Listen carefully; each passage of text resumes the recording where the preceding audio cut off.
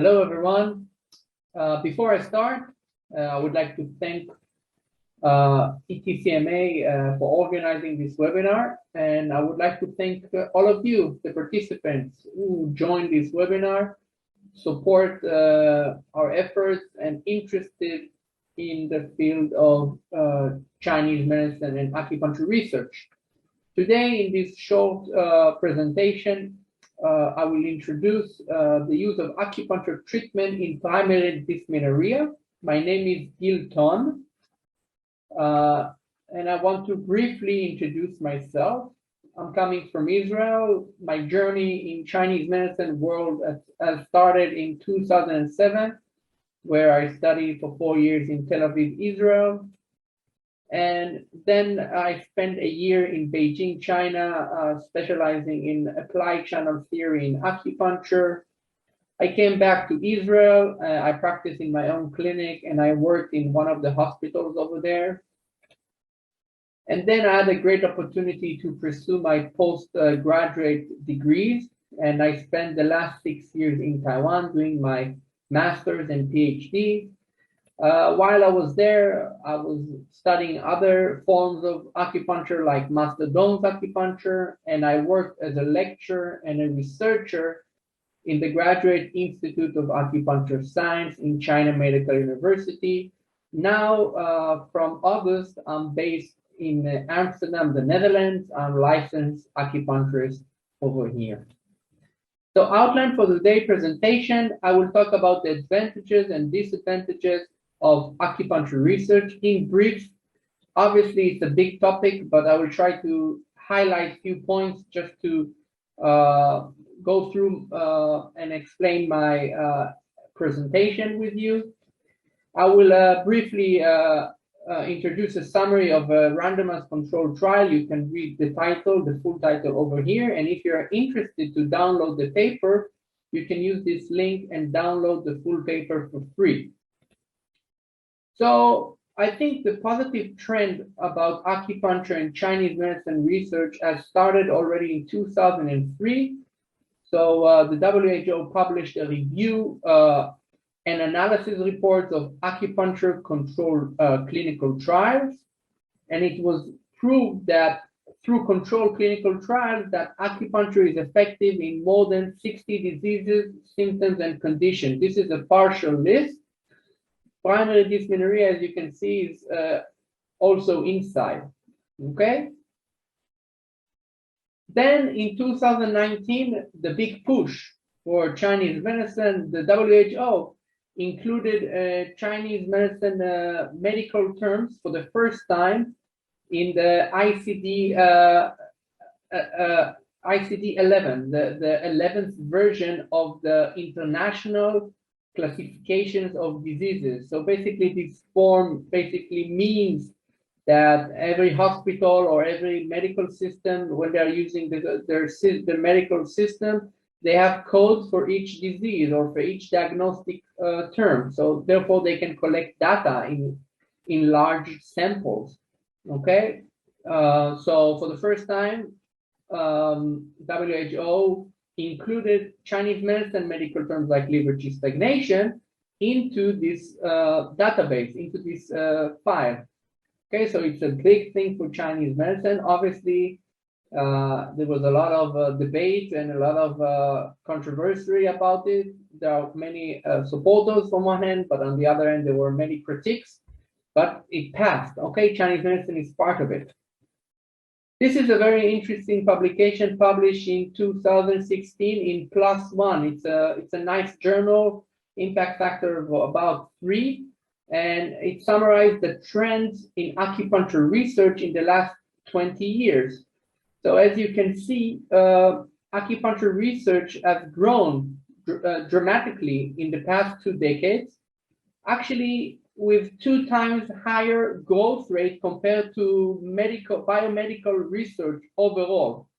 So as you can see at the beginning, the black part was not very significant. The black represent publications in journals with impact factor. Okay, but as we progress with time, more publications with impact factor exist as compared with publications without impact factor or publication without impact factor, but not English ones. Okay, so this is a big improvement in the publications of Chinese medicine. However, there are disadvantages still. This is a great example from systematic review and meta-analysis about acupuncture for Bell's palsy. So as you can see, they use the Cochrane risk of bias tool to give the quality of the evidence.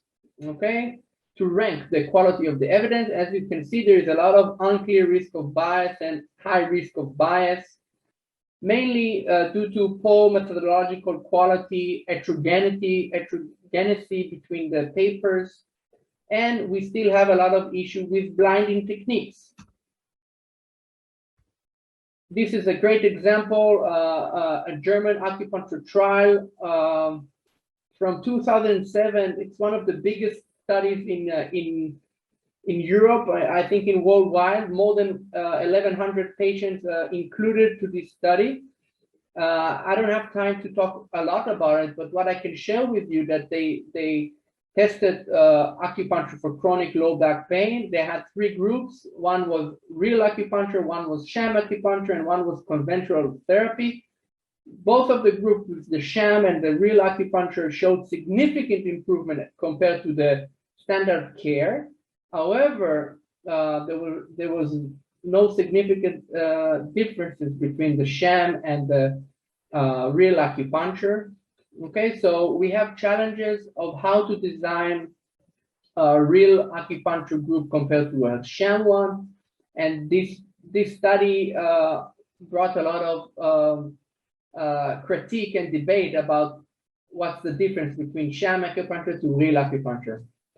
Okay, so it leads me to this study. So first of all, one of the things that we need to be aware, and the thing we can take from the papers that I just introduced to you, is that we need to be aware of these issues, and we need to know how to read them, how to critique them, and how to understand better what they're trying to say. And second of all, we need to try and look for studies that have objective markers. They have objective measurements to measure the effect of acupuncture.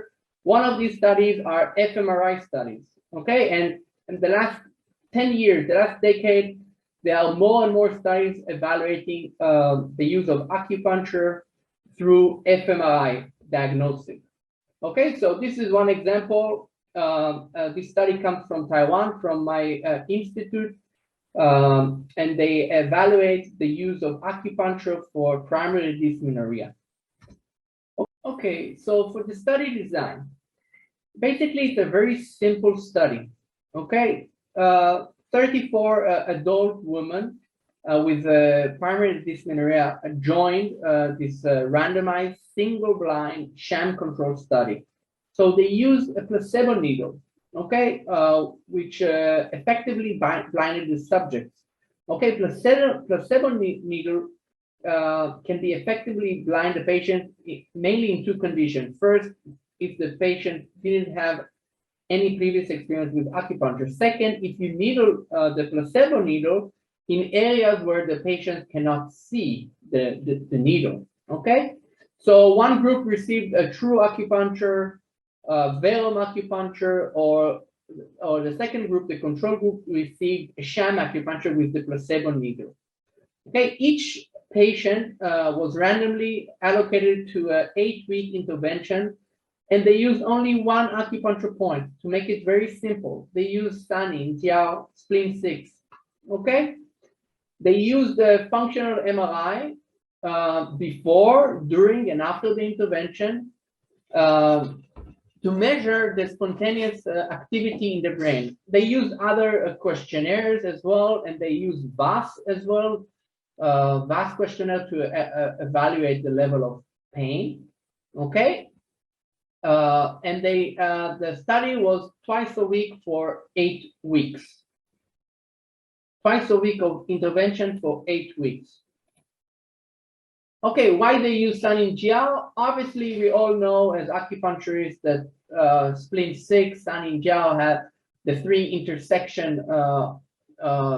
in-channel intersection has a significant effect on the lower jiao, on the lower burner, the uterus in that area. And this study showed that among 60 clinical trials, San Yin Jiao was the most frequently used one for treating dysmenorrhea.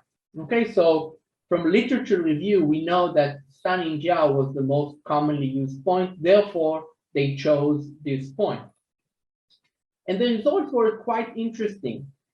So after 8-week intervention, both the Verum and sham groups showed decreased menstrual pain.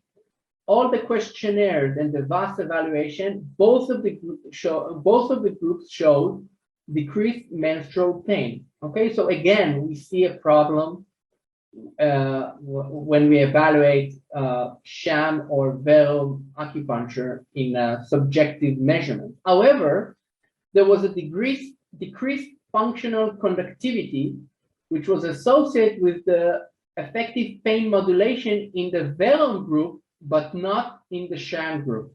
So listen, guys, I'm not an expert in fMRI studies. This is quite a complex topic.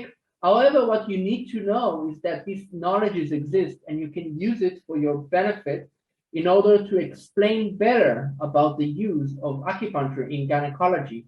So to explain better to your patient or to explain better to your MDs that you want to cooperate with. So what's the point of me sharing this information? First of all, be aware of the advantages and disadvantages of acupuncture research and the overall positive trend. Be aware that we have challenges and there are ways to solve those challenges when we conduct a clinical trial with sham group. Okay, sham acupuncture procedure is complex. And try to look for objective markers while doing a literature review in order to convince or to collaborate with the medical society or when you share this information with your patients. And last, obviously, splint 6, it's a very, very good point for dysmenorrhea. Now you know it from fMRI studies. So thank you very much, and I hope you like this presentation, and if you have any questions, you're welcome to visit my website or contact me through the email. So be well and all the best. Bye.